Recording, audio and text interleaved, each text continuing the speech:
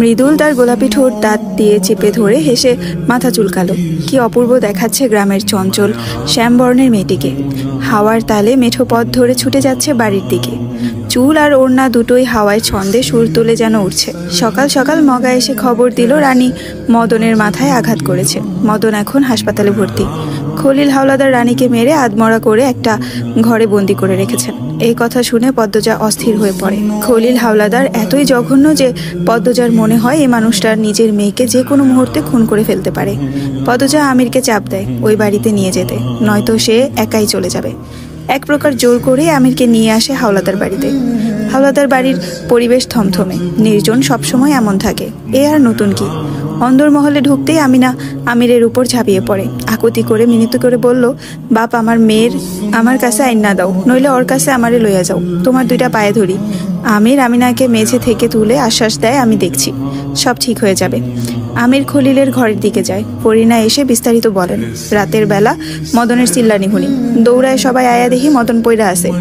মাথা দিয়া যে কি রক্ত বাইর হইতাছে, আর রানীর হাতে এত বড় একটা ইট। সেরিডারে দেখা মনে হইতাছিল সেরিডার উপরে জিন আসর করছে, আর একটু হইলে এতিম স্যারাডারে মাইরা লাইতো। বাবুর বাপ আর রিদওয়ান মিল্লা তাড়াতাড়ি হাসপাতালে লয়ে গেছে। আর এই হান্দে তোমার চাচা শ্বশুরে রানীরে মাইরা ভর্তা কইরা লাইছে। নাক মুখ দিয়া রক্ত ছুটতাছে, তবুও থামে নাই। আমরা অনেক চেষ্টা করছিলাম তোমার চাচা শ্বশুরের হাত থেকে বাঁচাইতে, পারি নাই। আলোটা যে কি কান্দন কাঁদছে, এখন ঘুমাইতাছে। আমির চাবি নিয়ে আসে। আমিনা সাথে যেতে চাইলো। আমির বলল, আমি আর পদ্ম যাচ্ছি, রানী নিচে নিয়ে আসি। পদ্ম আসো। পদ্মজা ছুটে যায় আমিরের পিছু পিছু। ঘরের দরজা খুলে ঘরে ঢুকতেই রানী তাকায়। রুম্পা যে ঘরে ছিল সেই ঘরেই তাকে রাখা হয়েছে। রানী কাঁদছিল। দরজা খোলার সময় শুনে থেমে যায়। বিছানায় হেলান দিয়ে বসে আছে, চোখ মুখ দিয়ে রক্ত শুকিয়ে গেছে। আমির পদ্মজাকে দেখে রানীর দৃষ্টি সরিয়ে নেয়। কাউকে দেখতে ইচ্ছে হচ্ছে না। সে নিজের জীবন নিয়ে সুখী না। পৃথিবীর সব কষ্ট যেন তার বুকে। এসব মারধর আর গায়ে লাগে না। বাপের কথায় বাড়ির কামলা বিয়ে করলো, এটা তার জন্য কতটা অপমানের কেউ বুঝবে না। সে শুধু মানুষের কথা ভেবেই বাড়ির কামলাকে স্বামী মানতে পারেনি। এতটা উদার সে নয়। সে ভালো না। বাপের জোরাজোরিতে নাতনিও দিল। তারপর থেকে মদন পেয়ে বসে, কারণে অকারণে তাকে ছুতে চায়। মদনের এক একটা ছোঁয়া রানীর জন্য কতটা বেদনাদায়ক তা কেউ জানবে না। গতকাল রাতে মদন জোর জবরদস্তি করছিল, তাই রানী নিজেকে নিয়ন্ত্রণ করতে পারেনি। খালি ড্রামের নিচে থাকা ইট নিয়ে চোখ বন্ধ করে মদনের মাথায় আঘাত করে। এতে সে এখন মোটেও অনুতপ্ত নয়। পদ্মজা রানীর মনের অবস্থা একটু হলেও বুঝতে পারছে। মেয়েটা হাসি খুশি থাকার জন্য বাচ্চাদের সাথে কাবাডি, গোল্লাচুট, কানামাছি কত কি খেলে, তবুও সুখী হতে পারে না। পদ্মজা সাবধানে রানীর পাশে এসে বসলো। বলল, খুব মেরেছে? রানী পদ্মজার দিকে তাকিয়ে তীব্র কটাক্ষ করে বলল, তুমি জানি না কি করবা? মলম লাগায় দেওয়ান ছাড়া আর কি করণের আছে? আমির কিছু বলতে উদ্যত হয়, পদ্মজা আটকে দেয়। সে চমৎকার করে হেসে রানীকে বলল, মলম লাগানোর জন্য মানুষই বা কয়জনের ভাগ্যে জুটে আপা। রানীর দৃষ্টি শীতল হয়ে আসে। এই মেয়েটার সাথে রাগ দেখানো যায় না। পদ্মজার মাঝে অদ্ভুত কিছু আছে যা রাগ দমন করতে পারে। রানী বলল, আমি ভালা নাই পদ্মজা, আমি একটু আরাম চাই, সুখ চাই, আর কষ্টের বোঝা টানতে পারছি না। রানীর কথার ধরন এলোমেলো। সে অন্য এক জগতে আছে, বন্দি পাখির মতো ছটফট করছে, মুক্তির আশায় ডানা ঝাপটাচ্ছে। পদ্মজার খুব মায়া হয়, ভীষণ অসহায় লাগে। ভালোবাসার মানুষ জীবনে এসে আবার হারিয়ে গিয়ে এভাবেই জীবন এলোমেলো করে দেয়। এত যন্ত্রণা কেন এই প্রেমে, যার শূন্যতা আজও শান্তি দিল না রানীকে। প্রতিনিয়ত কুড়ে কুড়ে খায় রানীর ভেতরটা যে একেবারে শূন্য। সে পীড়িতের যন্ত্রণায় আজও কাতর। আচ্ছা, যদি রানীকে তার উপযুক্ত কোনো ছেলের সাথে বিয়ে দেওয়া হতো, তবে কি সে তার ভালোবাসাকে ভুলতে পেরে একটু সুখী হতে পারত? আমির পদ্মজা ধরে ধরে রানীকে নিচতলায় নিয়ে আসে। সবাই কত কি প্রশ্ন করে। রানী নিশ্চুপ, কারোর কোনো কথার উত্তর দেয়নি। সবাই যত্নআত্তি করে। আমিনা খাইয়ে দেন। পুরো দিন রানী বিছানায় শুয়ে থাকে। আমিনা সারাদিন চেষ্টা করেছেন রানী যাতে কথা বলে, কিন্তু রানী যেন পণ করেছে কথা না বলার। অন্যদিকে মদন ভালো আছে, কদিন হাসপাতালে ভর্তি থাকতে হবে। সেলাই লেগেছে, গঞ্জের হাসপাতালে নেওয়া হয়েছিল, এরপর সেখান থেকে শহরে। এই খবর ছড়িয়ে পড়েছে গ্রামে। রানীকে সবাই অনেক খারাপ বলছে, অভিশাপ দিচ্ছে। অনেক বাড়ি বয়ে এসে কটু কথা বলে গেছে। বাড়ির কেউ নিষেধ করেনি। রানী চুপ করে শুনেছে। বাড়ির অবস্থার কথা ভেবে আমির মোড়ল বাড়িতে ফেরার কথা বলেনি। দিন শেষে রাত আসে, সুন্দর পৃথিবীকে ঝাপটে ধরে ঘোর অন্ধকার। সেই অন্ধকারে হারিয়ে যায় রানী। সকালে চিঠি পাওয়া যায়, তাতে লেখা, আমার আলোরে দেখা রাখো তোমরা।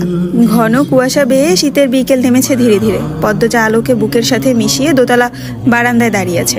তার চোখের দৃষ্টি বাড়ির গেটের দিকে। বাড়ির সব পুরুষেরা সকালে বেরিয়েছে রানীর খোঁজে, এখনো ফেরেনি।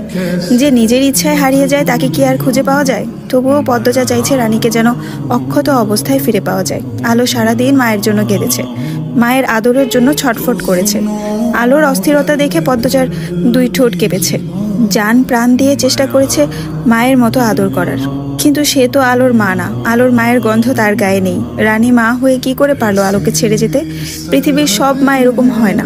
সব মা সন্তানের জন্য ত্যাগ করতে জানে না, দুঃখ আপন করে নিতে জানে না। পদ্মজা আলোর কপালে চুমু দিল। মেয়েটা চুপ করে আছে। সারা দিন কুয়াশায় ধোয়া ধোয়া, দিন ডুবি ডুবি, স্তব্ধ হয়ে আছে সময়। একতলা থেকে আমিনার বিলাপ শোনা যাচ্ছে। তিনি এত কাঁদতে পারেন? পদ্মজা ঘুরে দাঁড়ালো। ঘুরে যেতে তখনই সামনে পড়লো ফরিনা। পদ্মজা হাসার চেষ্টা করে, বলল, আম্মা আপনি? আলো ঘুমাইছে? না, জেগে আছে। পদ্মজা আলোর কপালে আবার চুমু দিল। ফরিনা বললেন, রানীকে কি পাউন যাইব? জানি না আম্মা। পদ্মজার নির্বিকার স্বর। আলমগীর রুম পারে লইয়া কই গেছে গা, জানো তুমি? ওরা ভালো আছে তো? আপনাকে সেই দিনই বলেছি আম্মা। জানি না আমি। ফরিনা আর প্রশ্ন করলেন না। তিনি নারিকেল গাছের দিকে চোখের দৃষ্টি নিবদ্ধ করেন। পদ্মজা সেকেন্ড কয়েক সময় নিয়ে ফরিনাকে দেখে ফরিনা আগের মতো ছটফট নেই, নিশ্চুপ হয়ে গেছেন। আগে মনে হতো তিনি মনে মনে কোনো কঠিন কষ্ট পুঁতে রেখেছেন, কিন্তু এমন কেন? এমন কি কোনো শক্তি আছে যার জন্য তিনি হাসতে পারেন, বেঁচে আছেন? আর এখন দেখে মনে হচ্ছে সেই শক্তিটা নষ্ট হয়ে গেছে। জীবনের আশায় আলো ডুবে গেছে। কথাগুলো ভেবে পদ্মজা চমকে ওঠে। সে তো আনমনে নিজের অজান্তে এসব ভেবেছে, কিন্তু সত্যিই কি এমন কিছু হয়েছে? পদ্মজা আগ্রহ নিয়ে প্রশ্ন করলো, আম্মা আপনি আমাকে কিছু বলতে চান? ফরিনা তাকান। পদ্মজা তীর্থের কাকের মতো তাকিয়ে রইল ফরিনার দিকে। ফরিনা ঝরঝরে করে কেঁদে ফেললেন। হঠাৎ যেন পাহাড়ের শক্ত মাটি দেয়াল ভেঙে ঝর্ণাধারা বাঁধ ভেঙে গেল। পদ্মজা খুব অবাক হয়। ফরিনা আঁচলে মুখ চেপে ধরেন। পদ্মজার উৎকণ্ঠা কণ্ঠ, আম্মা আম্মা আপনি কাঁদছেন কেন? কেন, কি হয়েছে বলুন আমাকে। কি বলতে চান আমাকে? আচমকা ফরিনার কান্নার শব্দে আলো ভয় পেয়ে যায়। সে জোরে জোরে কাঁদতে থাকে। পদ্মজা আলোকে শান্ত করার চেষ্টা করে। বারান্দায় পায়চারি করে আদুরে কণ্ঠে বলল, মা কাঁদে না, কাঁদে না, কিছু হয়নি তো, মামি আছি তো। আলো জান ছেড়ে কাঁদছে, কান্না থামছেই না। বেশ অনেকক্ষণ পর আলো কান্না থামায়। সাথে সাথে পদ্মজা ফরিনার দিকে এগিয়ে আসলো। প্রশ্ন করলো, বলুন আম্মা, কি বলতে চান আমাকে? কিচ্ছু না বলেই তড়িঘড়ি করে দোতলা থেকে নেমে যান তিনি। পদ্মজা আশাহত হয়ে অনেকবার ডাকে, তিনি শোনেননি। পদ্মজা বিরক্তি নিয়ে বাইরে তাকায়। দেখতে পায় মজিদ হাওলাদারকে। তিনি আলোক ঘর পেরিয়ে অন্দরমহলের দিকে আসছেন। খুঁড়িয়ে খুঁড়িয়ে হাঁটছেন। পায়ে ব্যথা পেয়েছেন নাকি? পদ্মজা নিচতলায় যাওয়ার জন্য উদ্যত হয়।